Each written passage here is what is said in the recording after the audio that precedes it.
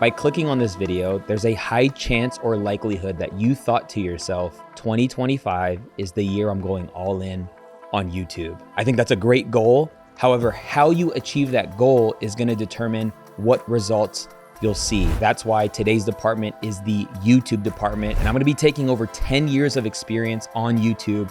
And I'm going to be breaking down everything you need to know so that you do YouTube the right way. Welcome to the department. It is Omar and I have with me Art Mosqueda. What's up? Let's go. And we're going to be breaking down all things YouTube, and we're going to do my best to be systematic in the way we deliver the information. At the end of this podcast, I'm going to be going through some live Q&A that we got from my Instagram. And so, by the way, if you don't follow me there, I would encourage you to. And so with that being said, really want to quickly maybe encourage you with this reality. You know, I set out to do my own personal YouTube channel. You know, I've gotten over 60 million views and over 2 million subscribers on Think Media as a creator for that channel. And I wanted to make sure that I knew what I was talking about. I knew my own philosophies and, you know, ideas about YouTube and how to approach it strategically and actually get results. And it's so cool because like just in this year, 2024, and it's not even the end of the year yet, it's the beginning of December at the time of shooting this. What's been the stats? So total views is 2.2 million. Watch time hours is 470,000 hours. Wait. 470,000 watch hours? Yes. Which is one of my favorite statistics on the back end of YouTube. Let me just say, convert 480,000 hours into years. 54.76 years.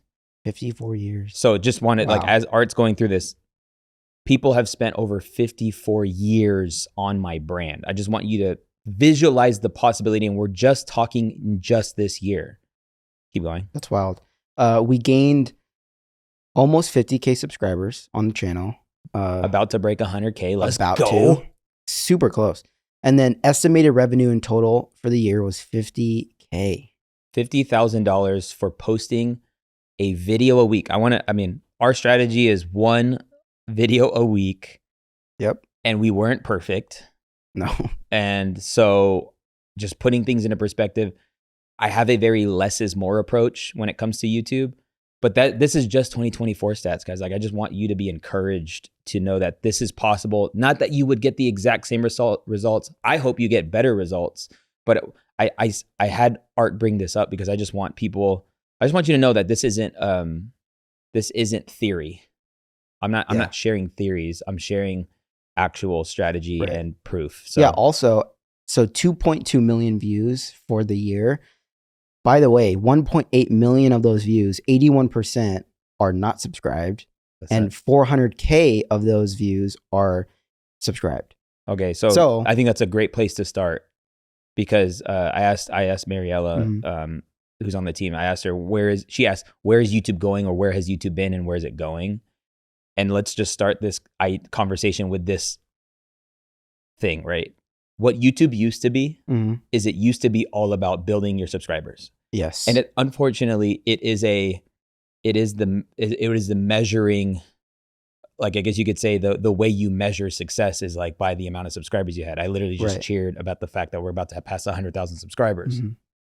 I say that because like that's the way they reward you.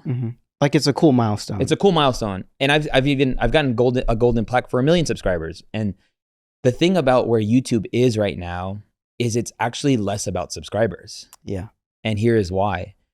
It is more about the algorithm than it is about the audience. And let me say that.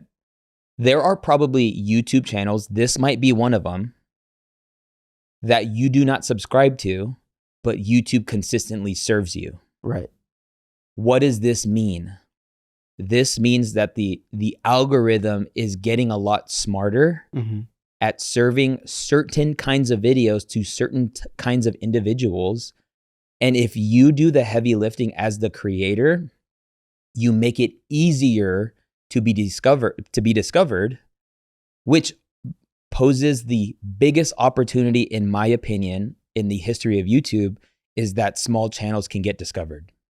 Oh, 1000%. Because I remember in the beginning of YouTube, it was YouTube is recommending people who have 50 million subscribers, like PewDiePie and all those big gamers had a crazy amount of subscribers. But now it's like I get people with 2K subscribers or less, or way less than that.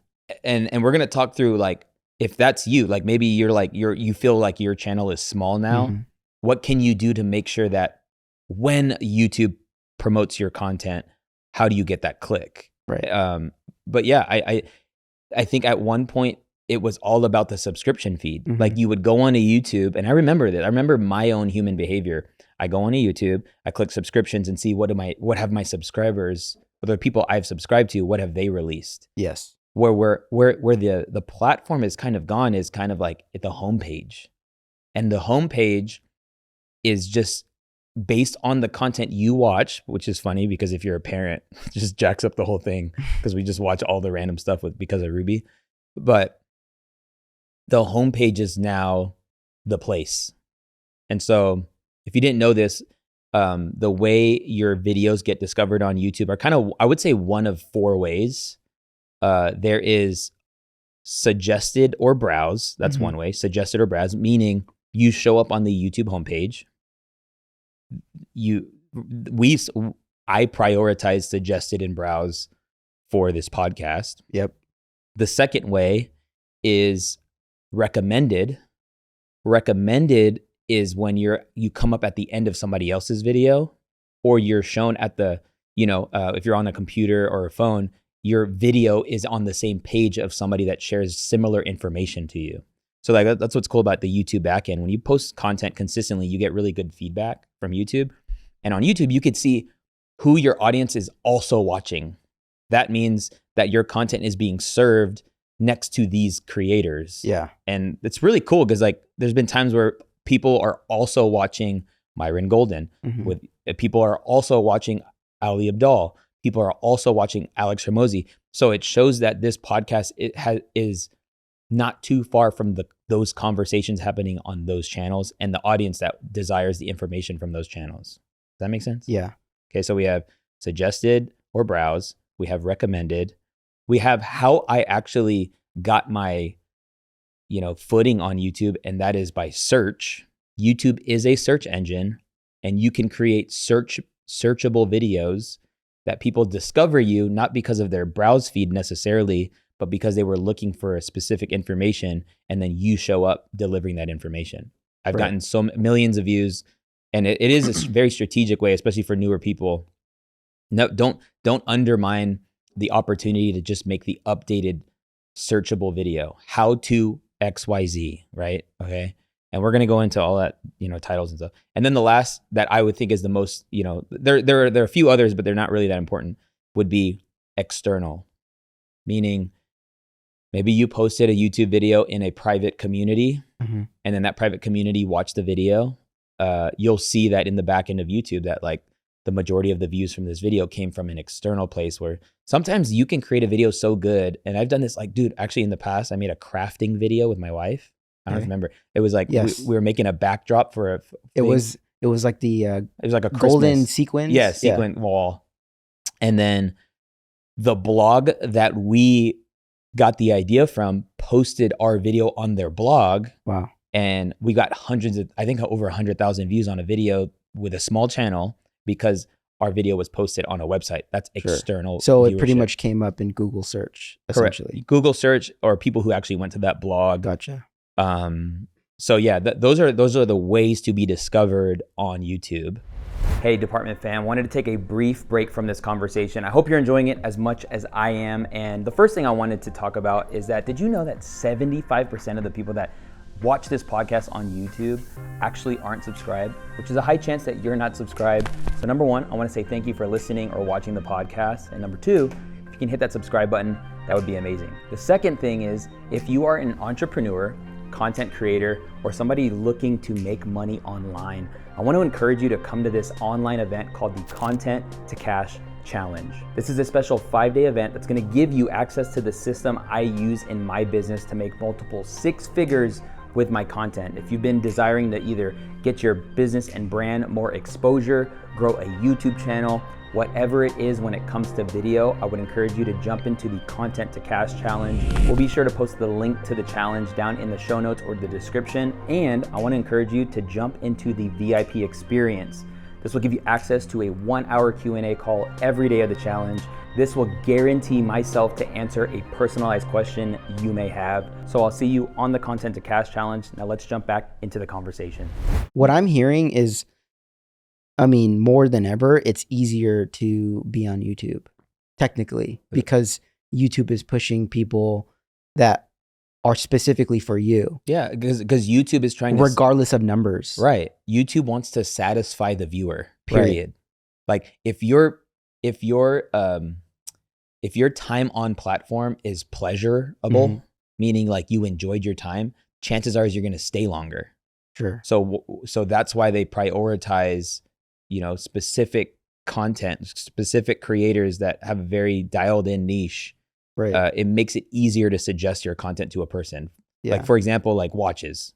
Like I get hit, like I know the top watch creators now because I'm into that type of content. Gotcha. And but those guys are very clear on their actual what their channel is about. And I think that's just something that you need to always ask yourself, like, what is my channel about? And if somebody was in the hunt or like the idea of something, like does my channel add to that idea? So you say like, is it easier than ever? It seems like it's easier than ever to like win on YouTube. I say yes and no. And the reason I say yes and no is I do think it's yes as in they've made it possible for small creators to get discovered. But the other side of it is because really the platform is going very algorithm heavy for suggested, browse, and recommended, that like if we stop uploading, then it'll die out quicker. Like our viewership will die out quicker. So what has actually happened is we've created this, for lack of a better term, like we've created this beast that we now have to feed with a weekly upload. And the moment we stop, the quicker the drop off of the results. Now, when I was doing stuff for Think Media, we were making search-based content, which usually when you release a video with search-based content, it doesn't usually always get a ton of views at first, but we'll look back on that video 6, 8, 12 months later and we're like, oh dang, like I got 250,000 views. So you can actually let off the gas from creating. And because you have, a base level of content that is search-based, it's good. So yeah, those are going to do good over time. Yeah. So that's kind of the pro and con of where YouTube's going is like, although it's like, yeah, you can get discovered and blow up quickly. If you're not really committed at like being serious at uploading consistently and being aligned with your messaging and all that stuff, then yeah, you'll see a drop off. And because like what the demand for your content is going to die out. Right. And would you say we've seen that in some weeks? Sure. There's been, I don't give into too much because I understand the slump of human consumption. So like a lot of times there's a summer slump on YouTube. So like maybe we're just like, for whatever reason, people are like vacationing, like, they're but then, during the holiday time, there's a lot more sitting down and just so you would say it increases during the holidays? Yeah, your views should increase during the holidays because people have time off. And just, I don't know, the consumption. People are wanting to know what to buy. People are wanting to know what's going on. They're going into the year. Like there's just so much, there's so much predictability of the type of information people are looking for. So I say all that to say, yeah, there's times where we upload and I'm like, okay, we got 10 out of 10, 9 out of 10. If you don't know this, like when you upload a video, YouTube ranks the performance based out of the last 10 uploads. And like the goal is to have a 1, 2, or 3 out of 10. So that's like the perfect world, but sometimes that's not the case. But this is why I want to encourage people with the idea that you always have the next upload. It goes to say too, when you have an upload take off, and you have a video that takes off, hey man, like you can't celebrate for so long because it's like, all right, we got to hit it up again. So you need to have like a big, I think, change your point of view with the approach to YouTube. So if you want to kill it on YouTube in 2025, how about you change your mindset and say, hey, how do we kill it on YouTube, period?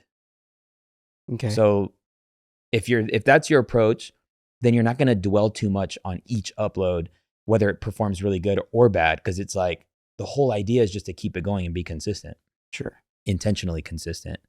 I wanted to break down kind of the types of videos that you can upload on YouTube, and I'll just say it from the top, go through it, and then we'll break them down slowly. So here are the types of videos that you can upload on YouTube. You have what I like to call a normal upload, meaning you're uploading a video that is horizontal or landscape, aka like this way, not this way, and it's longer, or just you're uploading a video that way, right? That is what you would call a normal upload. It's a video that you upload to YouTube. Okay, cool, got it, Omar. Great, I love it. The next thing you also have is uploading podcasts to YouTube. There's a difference between uploading a video on YouTube and uploading a video podcast on YouTube. And you want to make sure that you specify it because YouTube categorizes it. I'm going through these types of videos because when you go on a channel, you could see latest uploads, podcasts, if you upload, via podcast. Then you also have lives or live streams, and then you have shorts. So the podcast upload, just make sure that you are putting your podcast into a podcast playlist and then making sure that it shows up. If you have a podcast on YouTube and you go on your YouTube channel and it doesn't give you the podcast tab, you're doing it wrong. And just make sure you do it right. So if you have a podcast, the next thing is live stream, right? You can go live on YouTube, and I find it one of the best ways to get in the flow of creating because you're not thinking about editing. You're thinking about the delivery of the live. And I'll tell you, like, doing a live in a way where it's like, all right, let's just wait for everybody to come on. Like, all right, here we go. That's not good. What would you say to someone that is like, I don't want to film a video because the editing is daunting or just the filming aspect is daunting, but also being live? Like there's also a pressure there. Like, Sure. Like you're actually live and your mistakes are going to be seen. For sure. And there's no redos. Yeah. So what would you say the person that's right in the middle of that? And it's so funny to make have a video like this because there's just so much nuance. Sure. But for the person I like to help the person who is either really good at what they do, they've been doing it for a really long time, they're better than the beginner, and they're even like passionate or obsessed to some extent about this topic or idea. Dang, 1,000 people just clicked off right now. Why? Why? Because you can't help them. Oh, I know. Yeah. I mean, what am I trying to say? Or you don't like to help I'm not them. the best. I mean, I really, if you're a musician, if you're trying to entertain, I'm not the best at that. If you're trying to help, whole nother story. Educate, inform, all that stuff, beautiful. I actually think that's where the money is, by the way, too. But if you feel like it's daunting, I think it's only daunting because you just haven't done it enough. Okay. So I help a lot of people who are really good at what they do. You put a light and a camera in front of them and then they freeze. Right. I just would encourage them to just keep doing it. Like there is seasonal approaches, and the beautiful thing about seasons is you get to define what the intent or the objective of the season is. And so if you can just accept or I'll say redefine a season of going all in on YouTube, the first 90 days, just make it about your development and your comfortability and confidence on camera. So now you're looking at your videos through that lens. Like, how do I become more confident, more comfortable? I would say if you want to be more confident and comfortable on camera, oftentimes it's like just simply talk about what it is you know. Like the easiest thing the most obvious thing, if somebody asks you over a cup of coffee, how do you do this? That you wouldn't even have to think all that much to answer that question. I would say make those kinds of videos. That'll help. The other side is, this is why I love podcasting, is because you don't have to look into the lens. Right. And so it's as if the cameras are not here and the lights are not here, even though there's lights and cameras, but it's a fly on the wall approach. I think actually too, some people are really good at teaching. Some people are really good at presentation. And when you're doing a presentation, you don't have the luxury to edit that presentation. You have to just deliver it. So if there is actually what I like to call, if you have visual aids, maybe it's a slide deck, maybe it's actually note cards. So like having a something that will keep you on track, that should help too. I literally, I have my notes for this podcast to help keep me on track. So I would say that if you want to be more confident on camera, lean into what you're competent in, and you should appear more confident because you're not. It's great. No, it's great. Now, what about the person who's not competent in anything? No, I'm just dang. all right. Next one. That's a real question though. What if I don't know what I'm good at? I just want to make YouTube videos. Great question, because there are a lot of people there. I think should you be on YouTube at all then? No, I mean, here's my thing. For some people, creating content and making videos and uploading them online is a form of creative expression. Sure. Like there are things I do that don't have a reason. Oh, for every, like there. Like what? That's really good. I just stumped myself, I think. Oh yeah, I mean, I guess I'm not golfing to go pro. It's great. I golf because I enjoy it. It's an expression that gives me life. And when I play well, it gives me more life. When I don't play so good, it's why I keep coming back. Like, sure. So for some people, it might be that same thing. It's just it's an outlet. You might be a W-2 employee and you're like, man, this is a cool thing that I'd like to like either chip away at, or there's just something in me I want to get out to the world. By all means, like go for it. There's nobody's telling you can't or shouldn't. Like, go for it. If you're something, I did a workshop this weekend. We did a workshop, and one of the plus ones that came with the people in the program, she asked like, what if I'm passionate about multiple things? I love chickens. That's just like, I love chickens and, having a farm, but then I also love, marriage and being a mother and all that stuff. And, I was just like, you could categorize all that under like the productive mother or the productive. Start a family channel. A family channel or the mothership, I don't know, whatever. So I say all that to say, I was like, if it's a creative expression for you, then you should go ahead and maybe do it. It'll only be good. Like, I mean, what do I mean by that? It'll only be good as in you're put yourself in an uncomfortable situation, but you're going to learn a skill. You're going to learn how to edit a little bit and all that stuff. So it's really good. So yeah, we covered, and then there's shorts, which, Omar, what is the thing about shorts? And I mean, if you have any questions about it, but here's my thing with shorts. Okay.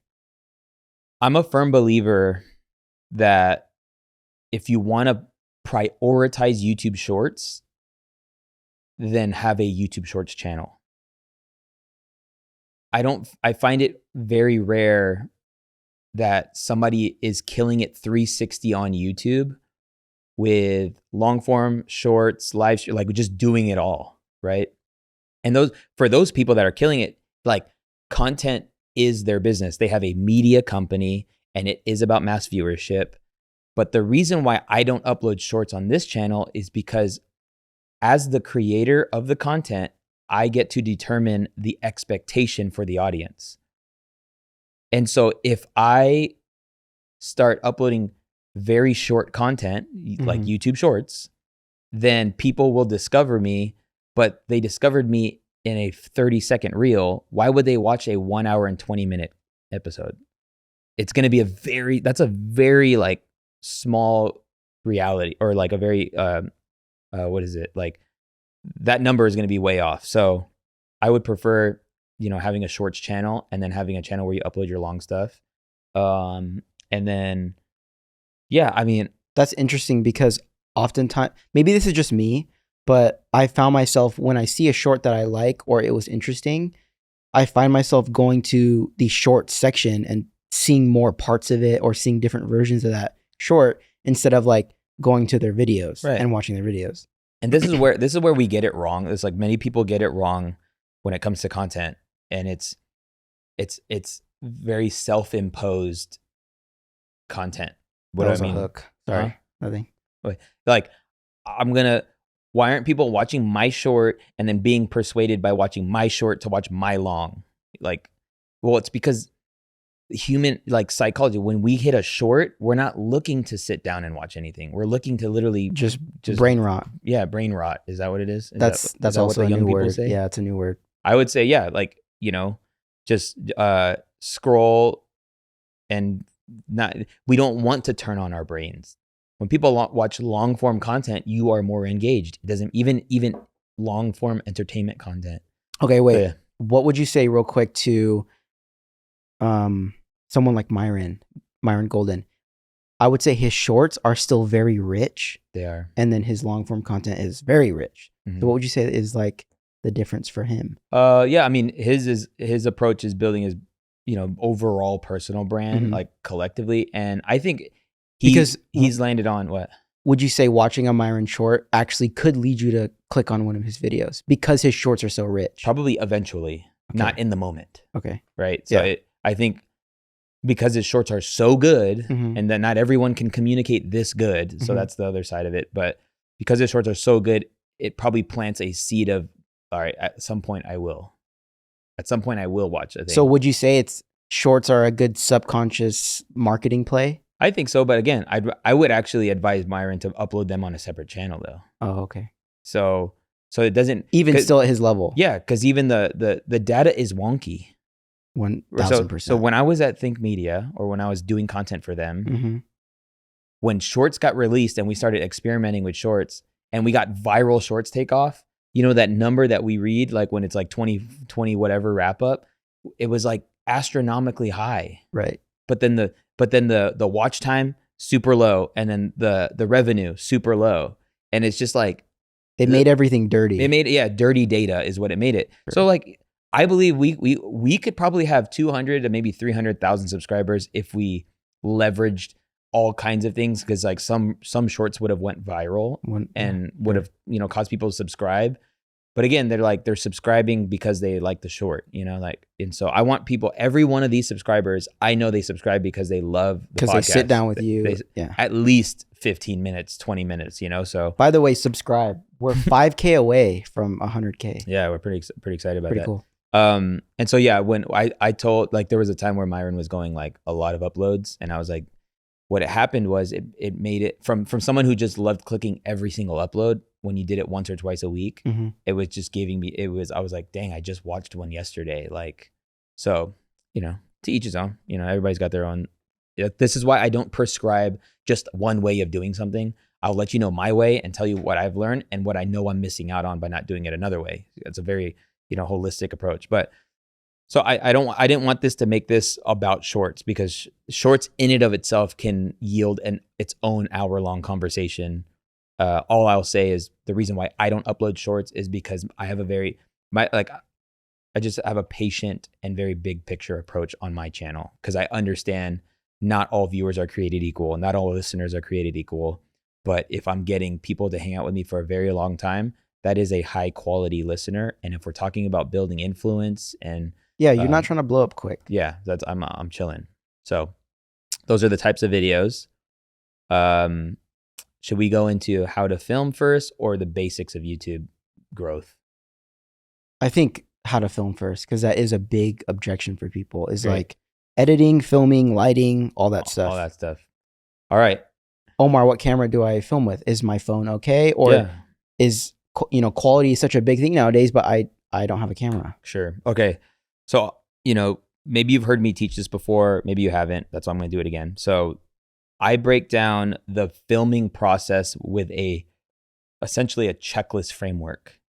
And that goes as if it goes ALVS, Alvis. ALVS. Right? Okay.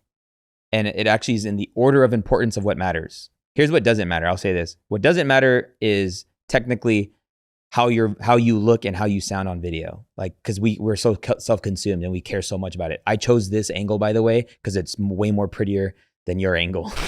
So, so there's always that level, but I want you to get over the fact that I just don't like my voice. I want to do it again. I want to shoot that over again, even though I shot it, get over all that and just worry about these things. So A stands for audio. Audio is 50% of the video viewing experience. if not maybe more. Here's something I've learned, that you can have poor video quality, but really good audio quality, and people will be still pleased to stay and watch because the audio sounds good. I like to say that audio creates intimacy with the viewer, because this is why we sound so close. Like, you might be listening to the audio podcast, or you might be watching this on television or what on your phone, but we feel close because our audio is so good, right? The cameras are pretty far away. So just make sure your audio is good. What is good audio? That you don't have to work to listen. Anytime you make it hard for people to consume your videos, you actually create a resistance. And now the thought in a person's mind is, their audio is going to hurt me again, or blow out my ears. Wait, okay. So literally speaking, like humming, there's a buzzing noise in your audio. It's crunchy, or it sounds like it's breaking up. Yeah, this is why I always say, like, do a test. Make sure, like, before you actually sit down and film, whether you're using your smartphone or a camera, hit record, make sure your microphones are on, and then give it a go. It's not echoey. Right. But I'm saying this because some people have all that stuff in their audio and they still feel like it sounds good because they're not self-aware. 100. Yeah. And I would say the most fail-proof audio solution, in my opinion, is a wireless mic. Okay. Because it doesn't matter where you are, it's going to always be really close to you. So and it's wireless in the sense that, like, there's no cables and all that stuff. So I love, like, the Hollyland mics. I love the DJ. They're all really good. There's no need to, like, break down which one, but there's wireless mics. These kinds of mics are called dynamic mics. Mm-hmm. If you plan on doing a podcast, or you want to do live streaming, like shoot content at your desk or something, these do really well because they cut out a lot of exterior noises. It's the best noise canceling mic, in my opinion, even though they're adding features on, the wireless mics that cancel out noises. Obviously, you're not going to run around town with a mic like this, but if you have a stationary setup, having a dynamic mic isn't a terrible idea. But it all kind of just goes to, like, what your preference too. Mm-hmm. So we have wireless mics that clip onto your shirt. Doesn't matter how far or close you are to the camera, captures the same. Then we have dynamic mics. You have to see it. It's in the shot. You want it to get it close to your mouth. And then the third is a condenser mic or a shotgun mic. A lot of, like, talking head YouTubers, most of the time they're actually using a shotgun mic, which those kinds of mics would be out of the shot. You might use a really wide lens, and then you're close enough to the camera because the lens is so wide and the mic is on top of the camera, or you're far from the camera and then you boom it out of the shot so you don't see it, right? It'll be like this. Those mics are great because you can move your hands. It doesn't matter what you're wearing. Sometimes with the even lavs with my chains and stuff, they kind of, like, clink and clack or whatever. And so pick on your discretion. I love wireless mics for most people. And so that's audio. Something I learned about audio too is just also how you talk, like how you communicate on camera is, you can get better by listening to your video without watching it. Great. So film a video, press play on your laptop or computer or on your phone, turn it down, and then listen to yourself. If you find yourself saying filler words like like as I'm thinking, or even like your cadence, like, are you boring? Mm-hmm. Are you monotone? Your timbre. How's your timbre? Are you trying too hard to prove yourself and that's coming off in your tone? This is real. This is all, communication stuff. So what is a timbre, by the way? It's the sweet spot of your voice. Yes. I learned that from somebody who came to one of my workshops. He's a vocal coach. Yeah, it blew your mind. And I was like, how's my timbre? It blew my mind too. He's like, bro, your timbre is phenomenal. I was like, for sure. So that's audio. Okay. Yeah. Now we have, I said lighting, ALVS, lighting. Just make sure that the largest light is lighting your face, and make sure the light that lights your face is the temperature of daytime temperature. You don't want to put a warm light on your face. You want to put a daytime temp. That's why I love using lights that usually don't have bicolor options. This would be a good place to actually put the Ulanzi ad at some point anyway. So you just want to make sure that you're lighting your face. That's why sitting in front of a window, not with direct sunlight, but with the light coming in from the window, is a great idea if you're just getting started. And so just make sure that you're lighting yourself. You don't have to overthink it. Just get a nice light, put it on your face, call it a day. Then you have the visual or the video. And this is like you know, use the best camera you have that doesn't prevent you from creating. So some people actually have purchased cameras and you're not creating because you don't know how to work the camera, but you have a smartphone readily available. Yeah, that does 4K. That shoots great video. And here's what I love about the phone, or here's what you need to know about the phone. The best camera in your phone, believe it or not, is not the camera of the selfie screen, right? That's not the best camera. The best camera is the main camera that you bought your phone and it defaults to. So in this phone, I have an iPhone 13 Pro because they're on the 14 now, right? That's not an iPhone 13. What do I have?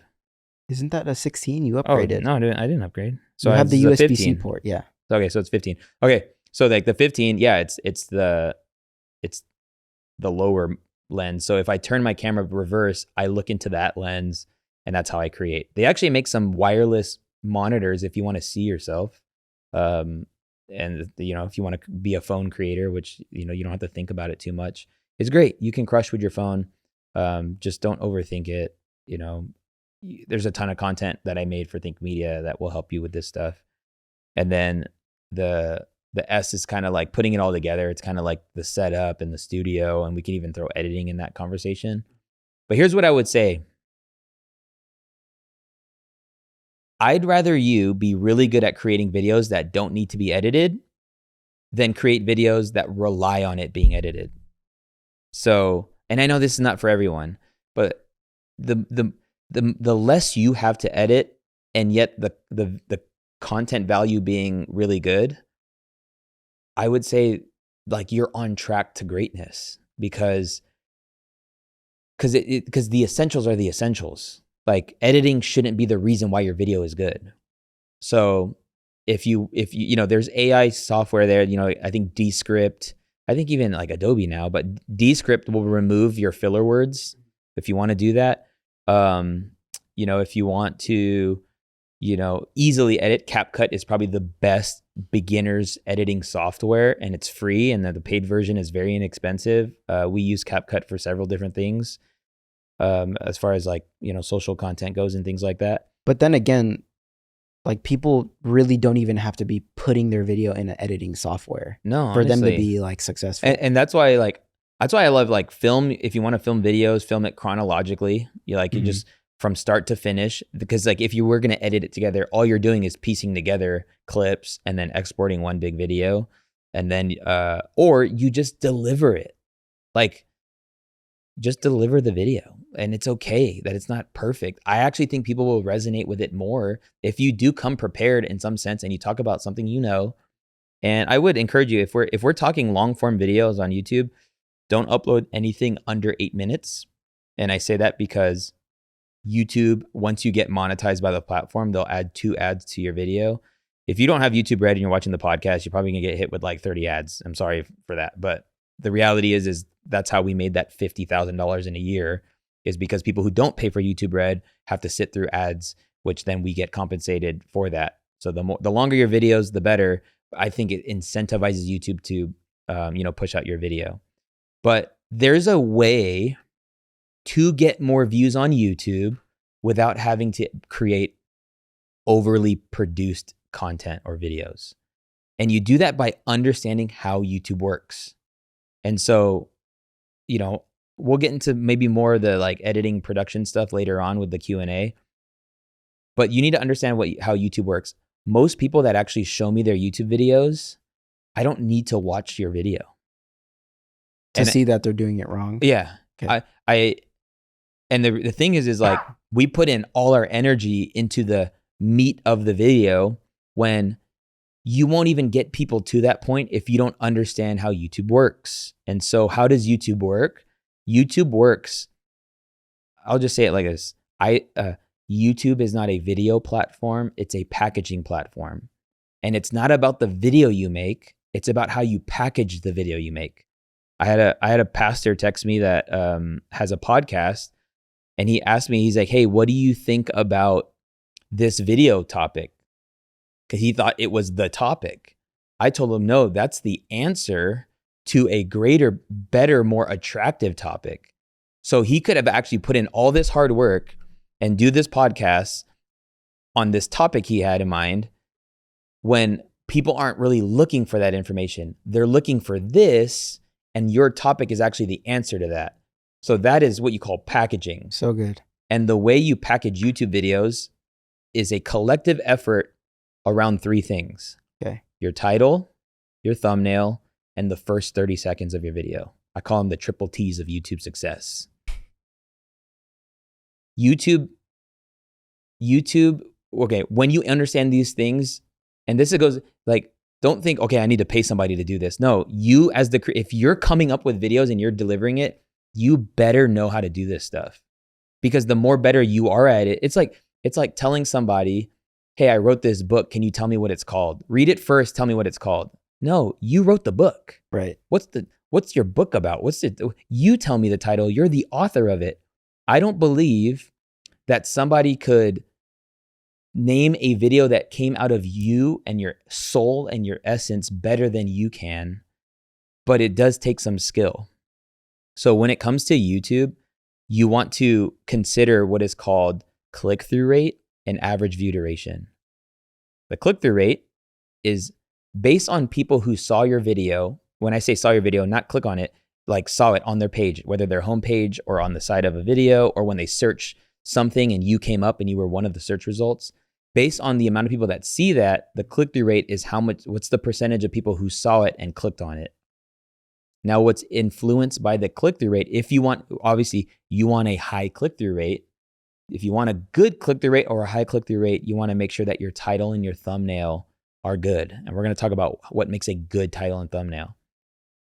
Average view duration is exactly what it is. It's how long do people on average stay on your video? Because when you upload a 10-minute video to YouTube, not everyone, most people are not watching all 10 minutes. Usually it's just I don't know, 40%. That's usually the case, 30 to 40%. So we upload hour-long videos, but the average view duration is like 17 minutes. This is why I say upload long videos. Upload long videos because the longer video you upload, the longer average view duration you can have for your YouTube video. Because on an 8-minute video, it's probably like 2 minutes. Right. Or no, way less than that. Potentially, yeah. So what people would tell you, what most YouTube, educators and people would tell you is that it starts with click-through rate. I would argue and say it starts with average view duration. And why I say that because when you have a title and a thumbnail that is so good, it causes people to start viewing your content in their head. What do I mean by that? I mean, they start processing your video. Sure. Wait a second. Yeah. So, YouTube's not tracking this because they're actually just processing the package of the video that came on their feed. That's average view duration. And average view duration is all influenced by giving people reasons to stay and watch. This is why I say the first 30 seconds is so important, because that is you're telling your case as to why people should stick around and watch. Yes. If you heard the term clickbait, it's because you gave people a reason to watch and then you didn't meet that reason. So that's why it's called clickbait. But clickbait isn't always bad. You can have good clickbait. If you're really good at packaging your YouTube videos, that means you have good clickbait. You clicked on this video because of the title and the thumbnail. It's just straight facts. So I strategically came up with the titles that we went with, or the title we went with, and I had, I tested 3 different thumbnails. And so those thumbnails are things like stop guessing on YouTube. Those things are like, and I'm still going to work it through, and because I'm shooting this right now, it's going to be things like YouTube on easy mode.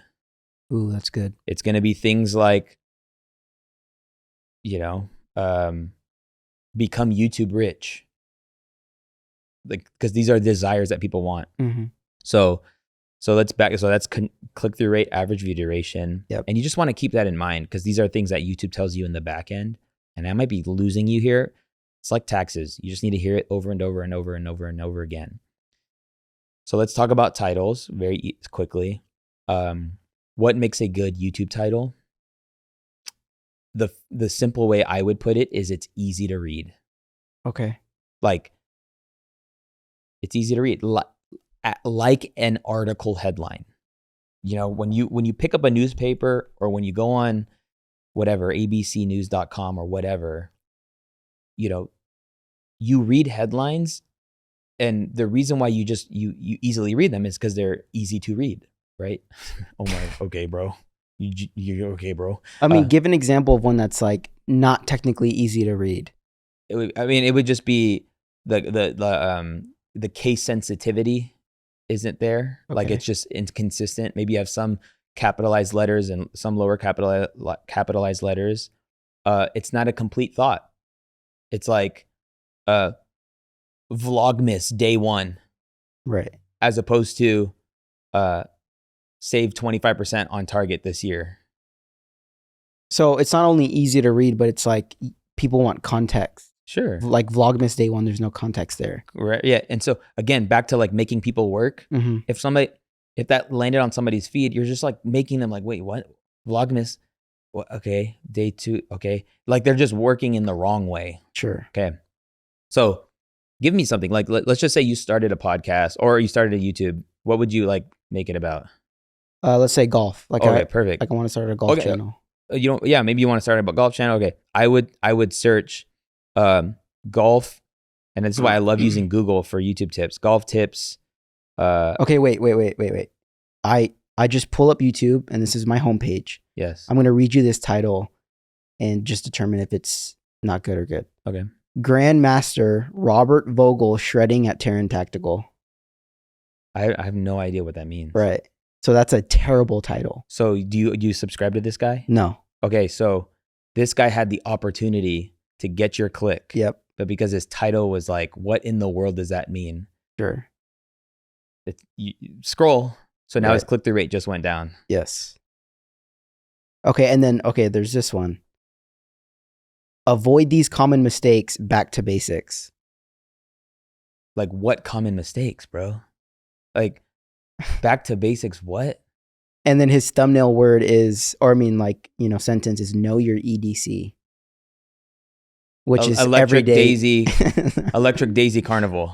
So this is what I know. Everyday carry. Yeah. Yeah, dude, terrible.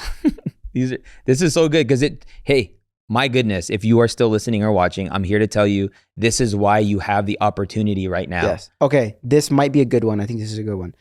Creating a month's worth of content in one day, you will thank me. And then his thumbnail is the batch method. So good. So he's giving you the picture. Here's what's powerful. If your title on YouTube and your thumbnail use picture phrases, word pictures, meaning when you read it, something happens in your brain, you create like an image in your brain. That's a powerful title and thumbnail, right? And I know thumbnail is an image, but I mean the word. Right. If you're reading the phrase or the word on your thumbnail and it's causing you to paint a picture in your brain and it's the right picture, chances are they're going to click. We were in California not too long ago and you played the Laney album and the Laney album was called Malibu Nights. Right. And I thought of that. I was like, wow, that is such a good album name title because it's a word picture. Yeah. It gives you a picture. It gives you a feeling. Just by 2 words. Yes. Malibu Nights. Right. So that idea, like this guy, so read that title again. Creating a month's worth of content in one day, you will thank me. So a month's worth. So literally you're like, whoa, a month's worth. That's a lot of work in one day. Oh, he must find the secret. And then he gives kind of the answer. Sure. So that's really good. Yeah. But also, another good example of that was Myron. I think his thumbnail on one of his videos was like, why evil people are rich. And that's just like people are thinking. Yeah, you're thinking about movies. Right. You're thinking about, superhero villains. Yeah. And then you're also thinking about my dad's rich. Is he evil? I don't know. Yeah, sure. Yeah. So I'm going to take your golf example. Yes. And I just went to Google. I love Google. Like I haven't gotten too much into AI for title generation, which by the way, it's great. Go use AI, use your vidIQ, use your TubeBuddy. Like these are all tools that people use to generate titles. I think you should just get good at titles as a skill. but you should be able to identify what a good title is. The problem is those titles that you read that I just noticed, I just told you are terrible titles. I could do that because I've been doing YouTube for a very long time. So I just here's what I typed in on Google to help you come up with a video idea. Okay. Golf tips for beginners. I just searched that, which might be like that could be a version of a video title. But I look like the DIY golfer. This was an article released on July 17th. It says golf for beginners, a 7-step quick start guide. That's great. Now I got access to a phrase called quick start. Like quick start meaning save time, meaning get to a certain, an end result sooner. And then I love that it gave me a 7-step. So you want to do this title work usually before you make the video, because the clearer you are with the title and then the deliverability of that content, the better packaged that video is. Yeah, but also the more helpful the video becomes. 100. Yeah. And also you don't have to do verbatim. Like you could do 3 steps instead 5 of 7 steps, 12 steps, whatever you want. Oh my goodness. A beginner's golf guide, what every new golfer should know when picking up the game. It's great. It's great. That could be a podcast. Like it doesn't matter how you deliver it. The thing is like just deliver on it. No, dude, this article hack that you do is one of my favorite tips that you give. Yeah. Golf tips for beginners, and then parentheses, the tips that actually work. Yeah, like these are all so good. So here's why I love using Google and finding article title headlines to inspire my YouTube titles. I like this because people went to college to write article headlines, bro. People went to college to become copywriters. People have done the heavy lifting. Why you do the heavy lifting? So that's one way, is just use Google search. Another way I love, route I like going is actually books. Like go on Amazon and search for books. A lot of times people didn't make the video version of a book. So I'm going to type in just really quickly, golf. This is a sleeper for beginner book. I don't know. How did you arrive to that? You're just a genius, huh? You just one day was like, I'm just going to search books. I don't know. Wild. Well, it's leveraging the hard work people have already done. Sure. Right. So, but that's probably because you're an investigator. Sure. Your personality. Yeah. Golf Simplified, a quick start guide to conquering the greens for beginners. Dang. Great, dude. Oh my goodness. Ben Hogan's 5 lessons, the modern fundamentals of golf. So now here's how I start tapping into unlimited video ideas. If I read a book and I just give the video version of it, there are people that rather watch the movie than read the book. There are people that would rather watch the YouTube video breakdown than read the book. Dang, that's good. And you'll make his book better by actually showing it too. So maybe you want to show it out there. The way you do it, I don't want to get into the nitty-gritty of the way, but anyway, and this is why I love about the research phase of a video is you actually, because you put yourself in a research mode, you're going to get more ideas than what you intended to set out for and create. So you just I just want to go golf. But because you just keep looking, it's like, dang, there's so many ways I could take this. And guess what? If you upload a video a week, you have 52 video ideas to come up with. And we just came up with probably 5. There's 10% of my year's content, taken care of. Oh, that's awesome. So title, you want your title to read like a headline and make it clean. You want it to have a picture phrase. As far as thumbnails go, less is more. Okay, one more because that was fun, but this is a good one. Okay. And maybe you can guess who it's by. Why this one secret solves all business problems. And his thumbnail is Secret Business Cure-All. I think I saw it already. It's Myron. But yeah, he's cure-all. Curing the business, people are in pain. People want a cure. And then, they just want to inject themselves with the thing that's going to fix them. Yeah. So this video, you just, that's what came to mind was a shot. But thumbnails, because thumbnails is important to understand. You need to know what's a good thumbnail. Now you can upload 3 versions of a thumbnail and YouTube is going to test that thumbnail. But less is more, okay? You don't want more than 3 things in a thumbnail. It's going to be either your face or the faces of your people, of your content or your video. And then the words, those words are very strategic. Again, we want like words that contrast, that create curiosity. I've heard it said that the thumbnail, the title of your YouTube video is for the algorithm. The thumbnail is for your audience or for the audience. So you want to think, don't think for your audience, think from your audience.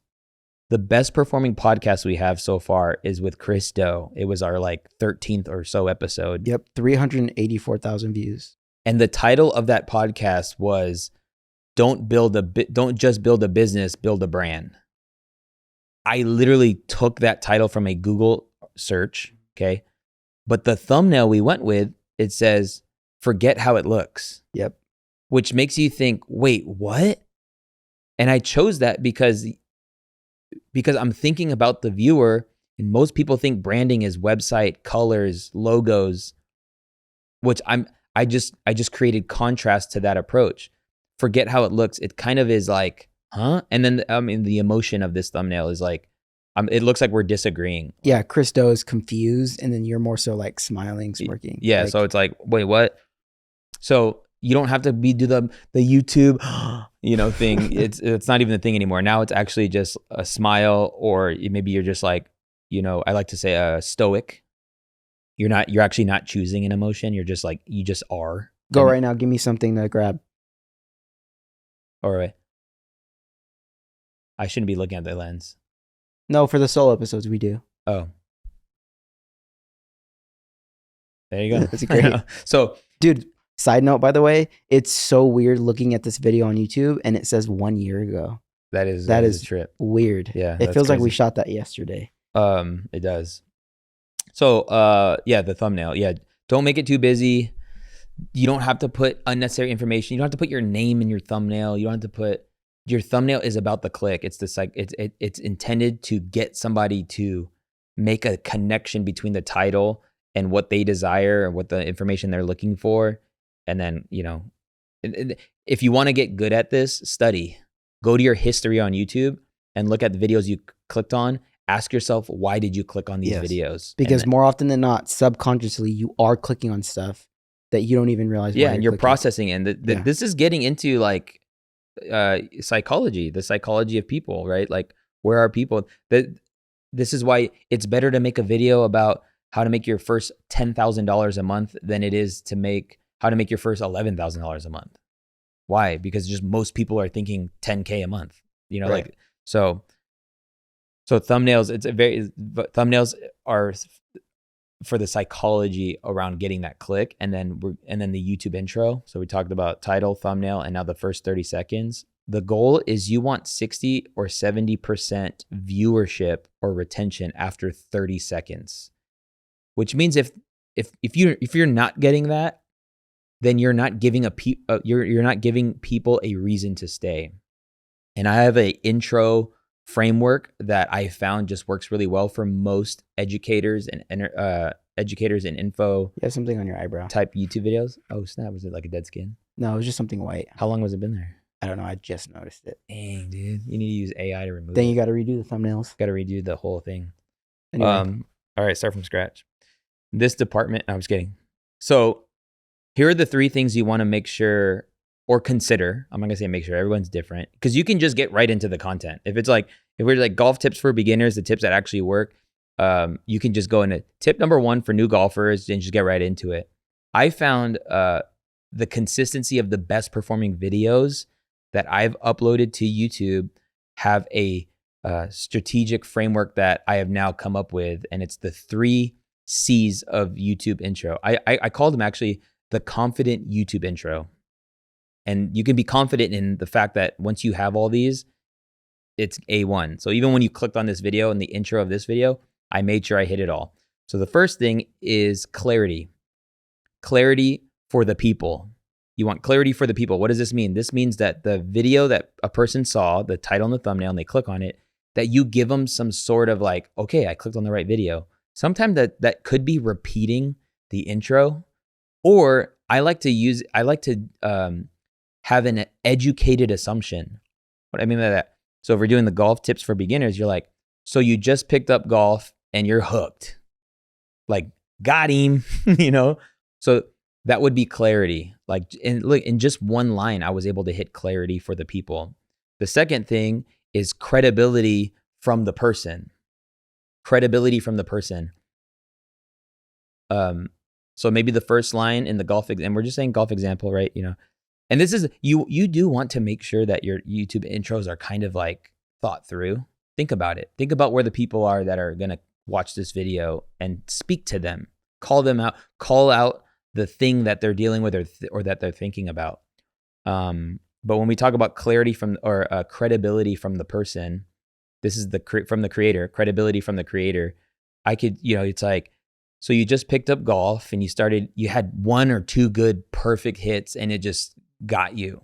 How do you consistently do that even as a new golfer? Well, and then here's the credibility line. I've been a golf training professional for 10 years and I found that there are 5 common mistakes that new golfers make. Just by saying what you've done, what you've accomplished, what you figured out. Yeah, I mean, the length of how long you've been in. So, you know, in this podcast, I mean, the way I started it was I started it with, you know, first the enrolling thing. You thought to yourself, man, 2025 is going to be the year we're going all in on YouTube. Like, 'cause I've actually heard that before from people. Time to build your brand. It's time to take YouTube serious.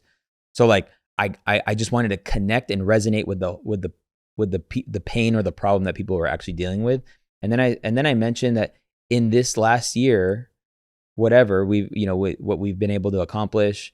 And that's why in this video, we're going to be breaking it down and what I've learned over 10 years, you know, like, so I did it. So we got clarity for the people, credibility from the person, and then comprehension for the process. What? No, I'm just kidding. No, but for where my head went was comprehension for the people. I don't know. That works too. So comprehension for the process. What does that mean? If people are in a journey and they're in the middle of, you know, most videos are like somebody's on a journey and like you're there to be the guide or one of the voices in that journey to get them from point A to point B. And sometimes your content will do that. And when I say comprehension, I say, is there something in the first 30 seconds of your video that it gives people something that like, it's almost like a tip in the first 30 seconds. Sure. Something they can leave with. Something they can leave with. The thing is, it doesn't have to be this like crazy breakdown. It could be, you know, it could be as simple as by simply uploading one video a week to YouTube, we were able to grow our YouTube channel to over 100,000 subscribers. What does that mean? You, in just that phrase, you got the idea that you can do this with just one video upload a week. Do an example with the golf video. Okay, with the golf video. Okay, you know, if you just picked up golf, maybe you had a couple really, really good shots, but you're ready to take on the sport. In over 10 years, I've helped 70 people, or in over 10 years, that's very little bit. In over 10 years, I've helped thousands of people become really good golfers. And what I found was the main thing that people don't have is the confidence to just hit the ball. And so in today's video, we're going to be breaking down the 5 things that you can do so you can strike the ball way more confidently. Dang. Like, snap. You know, that's just I need that video. This is just an example. And I hope by giving this example, you're recontextualizing it for your situation. But your intro, like, again, it should just give people a reason to stay. And we found that these 3 things, we make sure that we have them no matter what. Sometimes I verbally communicate this intro when we do these types of podcasts. Other times we create it from the moments inside of the podcast. If you want more breakdown on like how we grown this podcast, we have a episode on that, so you could check that out. Just scroll down a little bit. But this is why I don't need to watch your whole video, because if you don't get those 3 things right, then nobody's gonna watch your video. So you're putting in all of this work to deliver a great piece of content, but because you're lazy or ignorant, sorry, I'm not gonna like just put the lazy on everybody. Because you're lazy or ignorant in the process of creation, then you don't get the results. You don't get the benefit. So you just want to make sure and just to recap really quickly, we got average view duration and click-through rate. Click-through rate, the amount of people that click my video, and that's determined by the title and the thumbnail. And then average view duration starts while they process that title and thumbnail, but then really they stay because the intro, you want to make sure that your intro has comprehension for the process, credibility from the person or the creator, and then clarity for the people. And then what else? Yeah. I mean, that's the, and I wrote down like how to come up with ideas. I think I mean, that's kind of like the article. Yeah, the article stuff. Topic. I always keep like a running document of,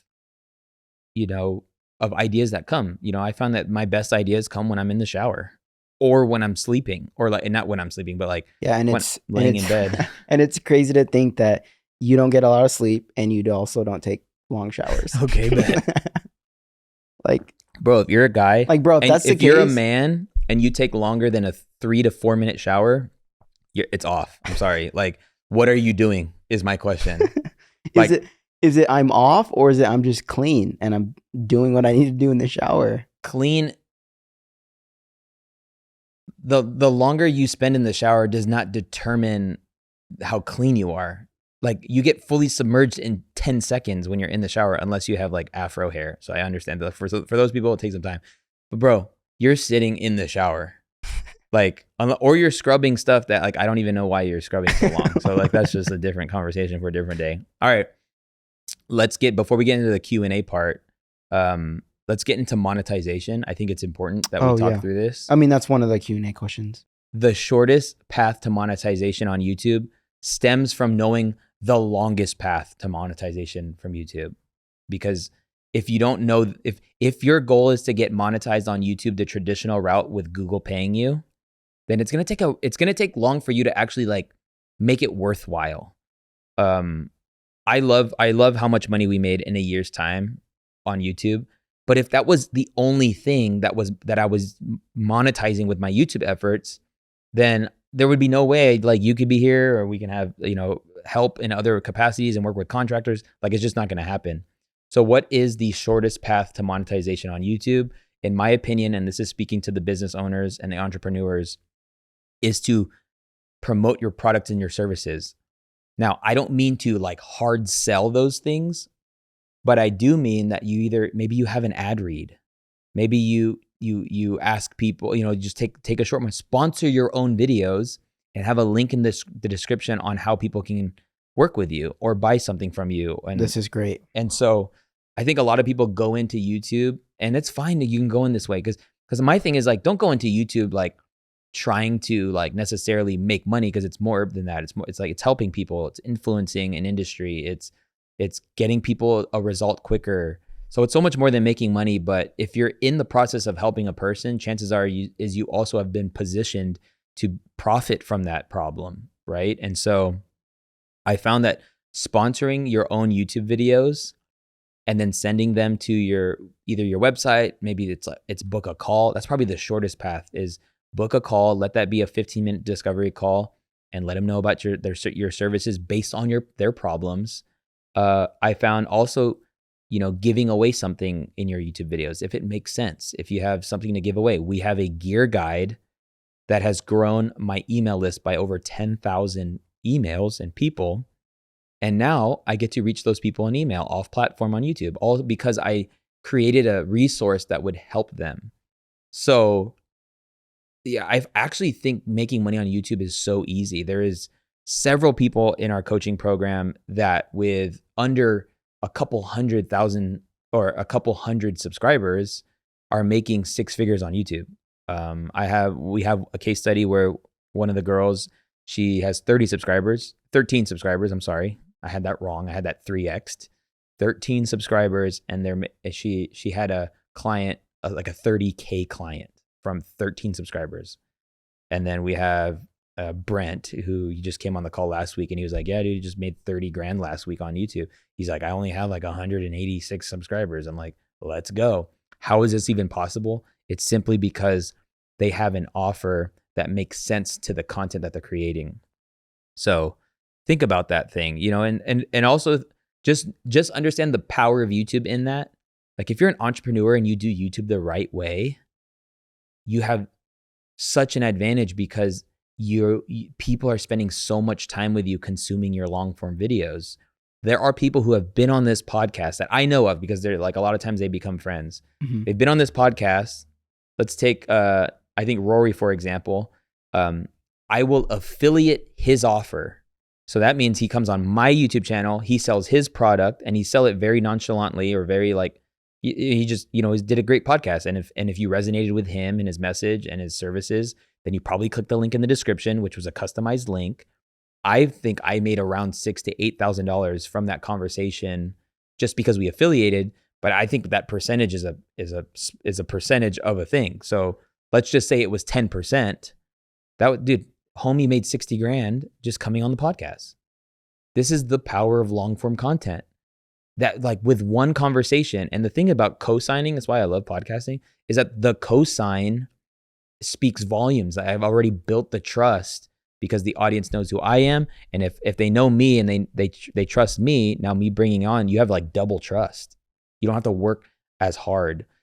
This is why YouTube is powerful, and why I think long form is the greatest, is because there's no other platform that could actually utilize this method of being able to take somebody from a stranger to essentially a family or part of your community. There was a guy who came to the workshop, one of the guys, his name's Chris, and he actually broke down, here, Omar, here's how I joined your coaching program, which I charge a lot of money for my coaching, okay? And he said, I first found a podcast. It was you and Myron. It was your first podcast with him.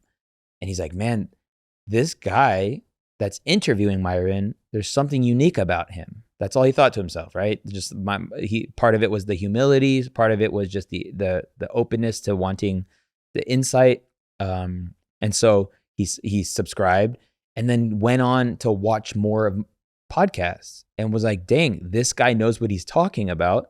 So I actually broke down while he was telling me, I broke down how, like, all the touch points when he found me on YouTube, then watched a few videos and followed me on Instagram. And then there was about 13 to 15 yeses before he got to the yes of my offer.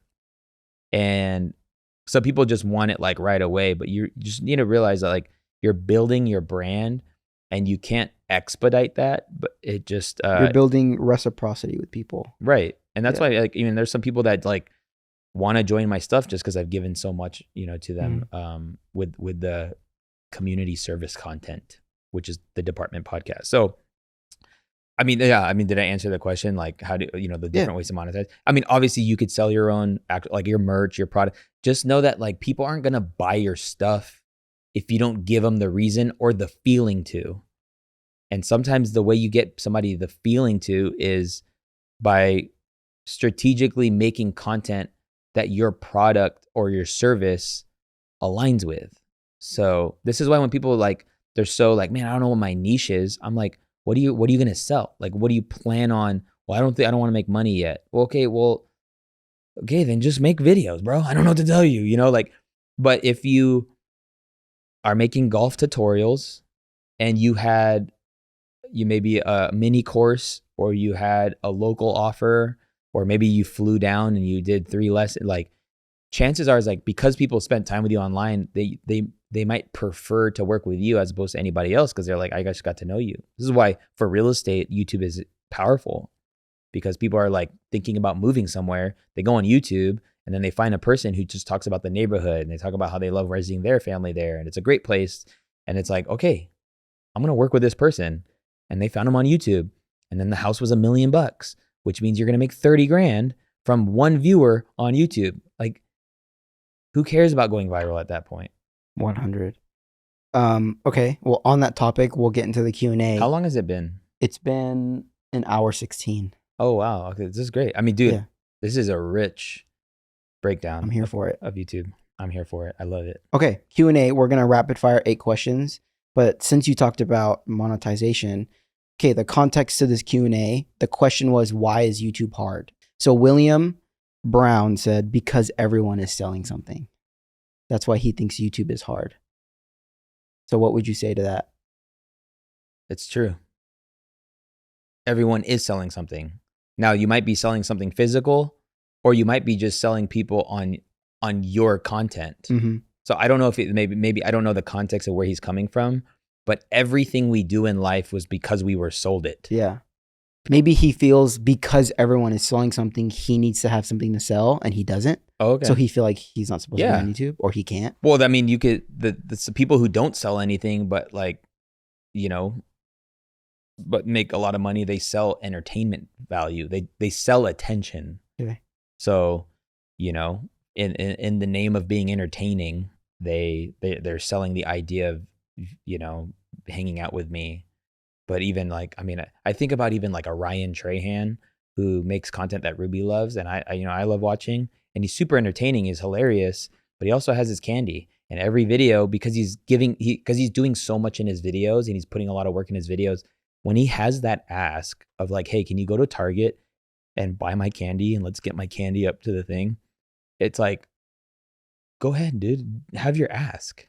It's like, it's almost like if that's like, you know, his disposition, it's like, then don't watch television. I mean, when we watch television, it's like, man, like, yeah, it's the point of ads. Yeah, it's the point. Like you get to watch this TV for a discounted rate or for cheap or whatever. And like, because you're on this channel, you're going to get to see ads. Obviously there's, you know, you could buy Hulu with no ads and watch your series and all that stuff. And I get that.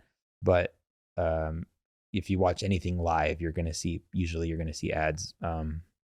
But just, bro, I think selling is awesome. I think selling's, you know, just. Well, on that note, Kyler said, YouTube is hard because I don't know how to come up with video ideas that attract and pre-sell clients, in parentheses, for services. That's really good. Okay. I love what Alex Shamosi says is like, teach the how-to and then sell the implementation. What people think is they think that I'm giving too much away by teaching how-to. Okay. But the reality is you're in the deep end teaching the how-to thing while people are dipping their toes. So I found that like even the how-to videos I created, people have to watch it multiple times to get what they need out of it. And so if I'm teaching something and I make it seem like it's easy to me, there's always people that are like, can I just pay you? So my thing is, Kyler, start making how-to content. And then secondly, if you're getting people results, and this is for coaches, consultants, service providers, interview them. Like interview them and break down all the things. Hey, like where were you before you found our services? Well, I was looking, you know, we have somebody who like paints homes in our community. So he's like, let's just say, yeah, like I was just didn't understand the price, you know, like I got quotes and everybody was so much more expensive more than I thought. And then you told me there are certain kinds of paints that I could choose that can determine. And then it's like, it's actually when you do a testimonial interview, that's pre-selling clients. It's pre-selling because you're saying like, okay, I worked with this person, they're a happy client. And then so I think those are the two things I can think of. But again, there just needs to be alignment there. And if you do your ad read, you can also, like, hey, check out, like last month, I was able to help this person go from here to here. And also, you know, if it's fitness or something, you know, show the transformation, share those stories. Gotcha. Like literally AJ in our group, he's a fitness guy. He broke down how one of his clients reached their fitness goal by eating hamburgers. And it's because he loved hamburgers. So like what AJ was able to prove with that video was that he can work with a person's, love for food and yet still get them a result, which shows him like super expert. And I remember he came on a call. He's like, not even a few days after posting that video, I got a high paying client. It's fire. You don't need a ton of views when you do this the right way. Okay. Nicole says, editing, ! I just can't figure out the cutting and putting together, like mind blown emoji. Just make it simple. Just free her right now. Okay. The first thing is, I dare you to upload videos that aren't edited. Oh, snap. Take what you've learned in this podcast conversation, make a video, don't even edit it, and then upload it straight to YouTube. Great. There you go. Now, the only thing, if you want basic editing, you know, you could either edit with text. They actually make it the option to be able to edit with text. You could just delete a paragraph and then it'll cut. Or just learn splitting, selecting, and deleting. That's like basic edits is like taking the dead space, putting a splice in front after a good take, putting the splice after the bad take, clicking, and then hitting delete. I think what we do, you know, and we do this with anything that we don't know. We believe it's really hard. And so I know you're at a place, whoever said this, you're at a place where you're like, I just, that concept, I think about editing and I'm like, ugh. I would say get to that basic level, because now video is becoming a foundational, like it's almost like everyone should have some basic knowledge of editing. I wouldn't be surprised if they start teaching it in schools and stuff. And check out Fiverr.com. Fiverr.com, you can find an editor. Just hire someone to do it. Just hire somebody to you send them. The thing is you need to be able to deliver the information, and then the editor can then cut out all the dead space, and the editor can also, you know, I've learned that when I create content that I know will be edited, you know, you get really good at like starting from a place where you messed up, because you know that they can cut it and all that stuff. So, but I also all love that to say, CapCut. just don't edit then. Well, yeah, just don't edit. You don't need to edit. Okay. Who made you believe that, man? PIP Visuals says, what's the best strategy for consistent content creation without overthinking? What is the best strategy for consistent content creation without overthinking? Create videos that come easy to you, and it won't be, creating content won't be easy unless you do it, right? Nothing is easy at its first try.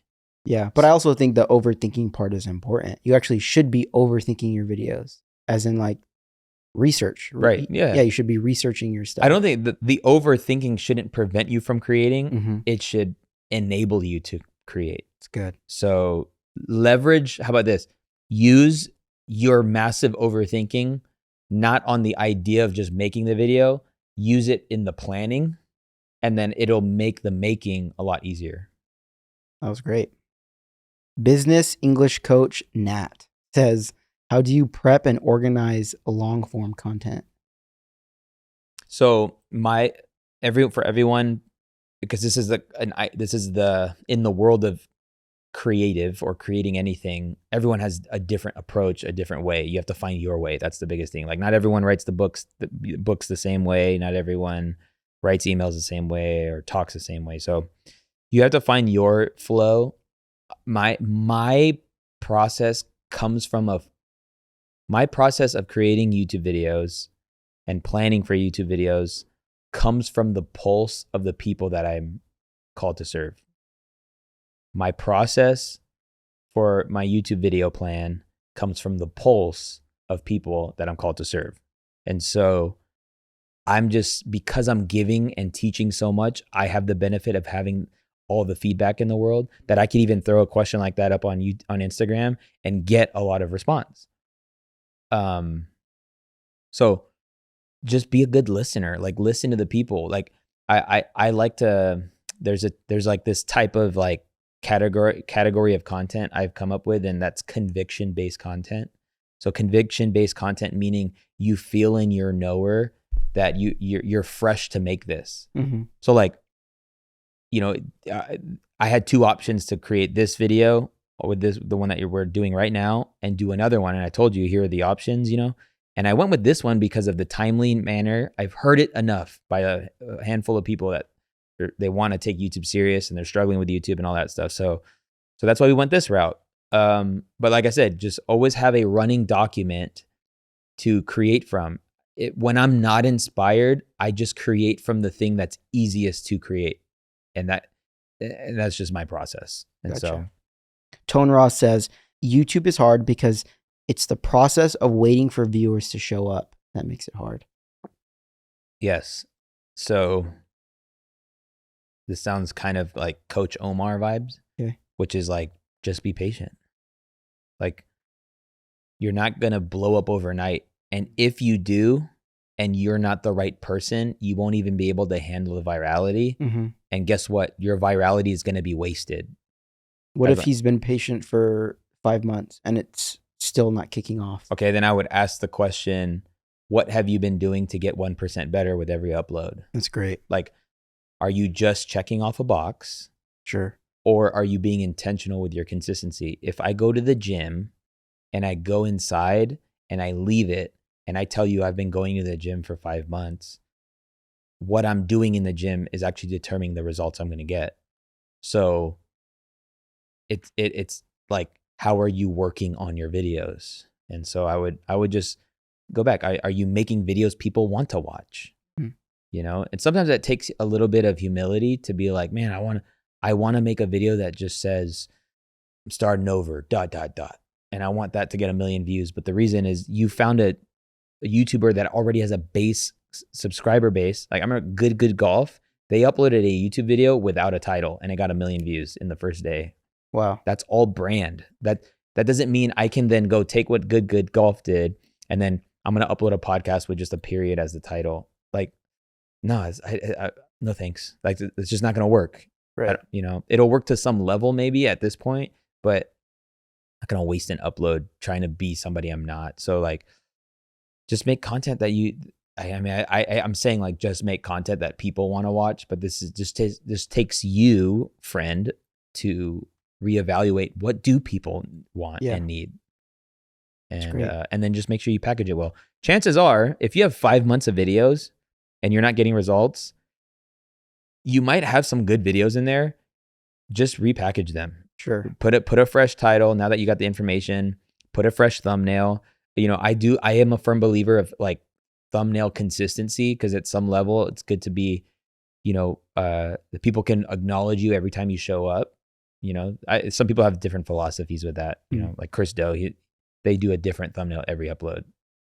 You know, same way to think. But okay, last one. If you want to, Omar, if you were to start over completely from scratch and you want to make 10K a month on YouTube, what would be your game plan? So, knowing what I know now, if I wanted to make $10,000 a month on YouTube, I would have a high ticket offer and I would create content that would attract the right audience. So in this case, knowing what I know now, I would make content that is Frankenstein content. I know this sounds crazy, but let me just phrase it this way. I'll make how-to content around how to make videos, video ideas, content like this. And then I would say, if you want me to consult you on this, I have a few spots on my one-on-one, and you can get on the wait list right now. Get on the wait list. And then when a spot opens up, whether it opens up for real or when you join, you might be the first person, then I will close them on a call. And that client, okay, let's just paint pictures. Let's just say I got 1,000 views on a few videos, and then I got 5 people at $2K a month. Mm-hmm. That's 10 grand a month. And then now I'm making 10K a month on YouTube. Yeesh. You can also have just one 10K offer. Sure. Like, I think about that. Like, that studio tour I did for Think Media has like 200-something thousand views. If I was like, maybe you're watching this video and you're like, bro, Omar, do you just do this? The answer is yes. And if you're serious and you are willing to invest, go ahead and fill out the application below. And could I have done 10 in a year's time from that one video? I believe so. Right. That would have been a 6-figure video. It's fire. Yeah. It's good stuff. That is YouTube. I really hope you become a man or woman of your word. And I mean that by saying, if you say you're setting out to do the thing on YouTube, I would encourage you to do it. You're going to look back on your life December of 2025, and you're going to be so glad that you took YouTube serious, not because of the results more than the person you'll become in the process. It really is. I don't know a YouTuber that's struggling with life. Like, it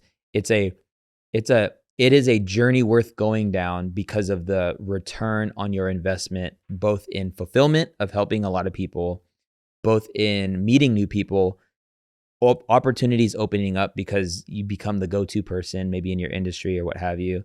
And then also, the ROI financially. People want to make buying decisions where they're making less of a risk with their purchase. And when they get to know you on YouTube, it becomes a lot easier to make that transaction because they're like, I trust this person. I could just tell by them, because the internet could spot a fake. And so they can also spot a real. That's REAL. And so crush it on YouTube. If you need anything, I would say join the Content to Cash Challenge and or follow me on Instagram. And you could DM me. It's me on Instagram, and I'd be happy to help. Thanks, Art, for being on. Don't forget to subscribe.